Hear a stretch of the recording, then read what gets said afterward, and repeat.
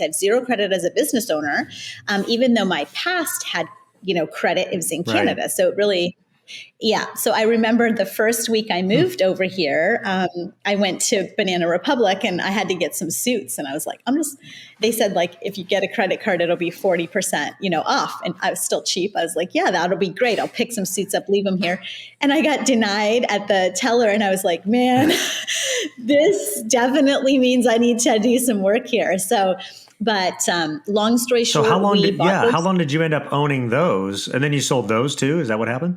Yeah. So, again, we didn't want to, but I ended up building, kind of buying everything around Omaha. Sellers were coming to me and like, hey girl, like we see what you're doing. We're ready to get out. Do you want to take ours too? And so we just kept kind of acquiring more and more locations. We ended up building one ourselves and then got to 10. And we did that through COVID. So 2019 to 2021, we went from 300 students to like 1,100 students. And basically pretty much overnight if you're looking at a business. And we scaled super fast. We had mentorships in place. We were in rooms with way bigger people. Mentorship was game changing for us, especially in the States, because there were so many ways to keep your money in the US. In Canada, we had none of those options. So there weren't tax initiatives to invest in different things. Like we just didn't know anything. So we used our money much more wisely. We figured out how to invest and create alternative streams of revenue. We bought all the real estate as soon as we could. She gave us a first right of refusal on all the buildings, and we finished buying the last one just prior to her passing. And so ended up selling to private equity. Approached us again in 21 during COVID. And we were at our fullest, like super robust enrollment because we were doing care for emergency service providers. So all the COVID hospitals, the doctors. So we quickly flipped when DHHS was shutting us down. I was like, I got to go in the basement. I'm going to come up when I have a solution. And 2 days later, I came up and was like, we have reorganized our entire business. We are now the child care emergency services provider of choice. And so went to the city, did all that licensing quick. And within 3 days, we were reopened, reformulated, reconfigured, with 250 kids on the wait list. And then private equity was like, whoa, this girl's killing it in COVID. How does this happen? And so I was finishing what I called my passion project, and it was a new build for the hospital, actually. And they approached us, and I was like, no, I'm not selling. I just moved my whole family here. My kids hated me. I took them out of 8th and 7th grade. And one of my, I'm just going to say this because one of my mentors is Grant Cardone. And he said to me, Julie, in business, you have to move. Where the opportunity is, you have to leave and go.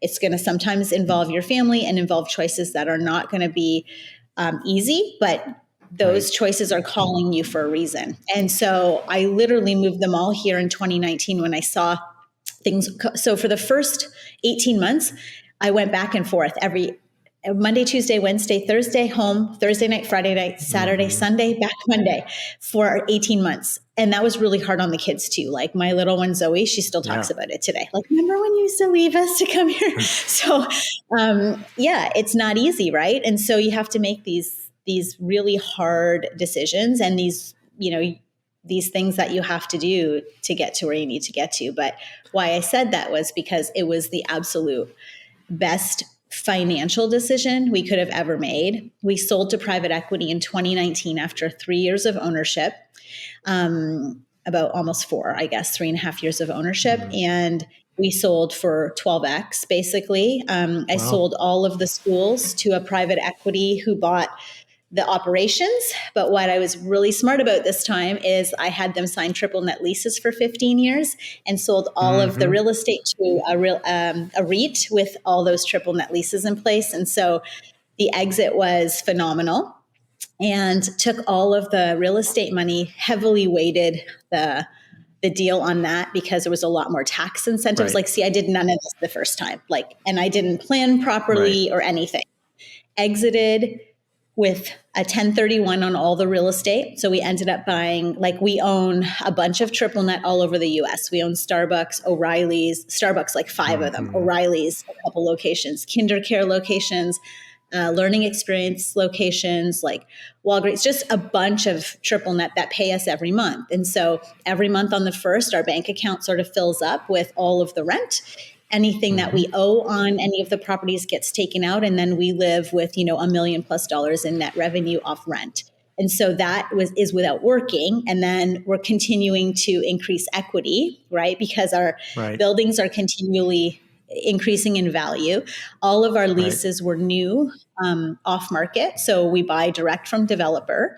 And then so we're really not responsible for anything. Like, we're responsible for roof and structure, but with new builds, it's pretty guaranteed that you're not going to have those issues.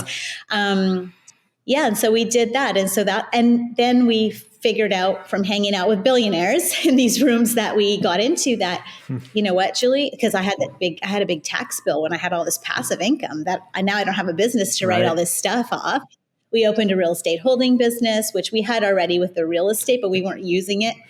There was real estate professional status. We ended up going through and buying a bunch of multifamily, which Grant helped with, and just the mindset around like eradicate all the tax. So we took the multifamily. We did a lot of apartment investments. We have about $600 million in apartment investments right now that we've syndicated into as co-GPs.